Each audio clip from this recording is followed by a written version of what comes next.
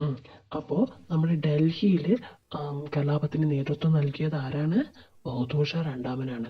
അദ്ദേഹത്തെ നാട് കടത്തിയത് എങ്ങോട്ടാണ്?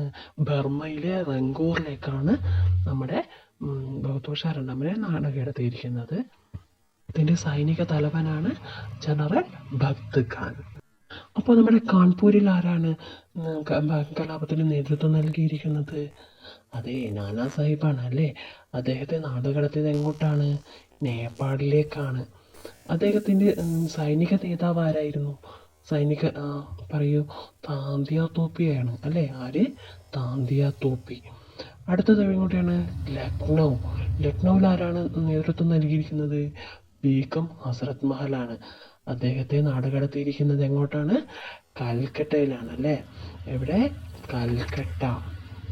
അടുത്തത് എവിടെയാണ്? ബീഹാറിലാണ്. ബീഹാറിൽ കലാപത്തിന് നേതൃത്വം നൽകിയിരിക്കുന്നത് ആരാണ്? അതെ, കൺവീർ സിംഗ് ആണല്ലേ. ആരാണ്? കൺവീർ സിംഗ്. ബീഹാറിൽ കൺവീർ സിംഗ്. അപ്പോൾ മീററ്റിലോ? മീററ്റിലെ കദം സിംഗ് ആണ്. അപ്പോൾ നമ്മുടെ ആദ്യമായിട്ട് ഒന്നാം സ്വാതന്ത്ര്യ സമരം പൊട്ടിപ്പുറപ്പെട്ടത് എവിടെയാണ്? മീററ്റിൽ. അവിടെ ആരാണ്?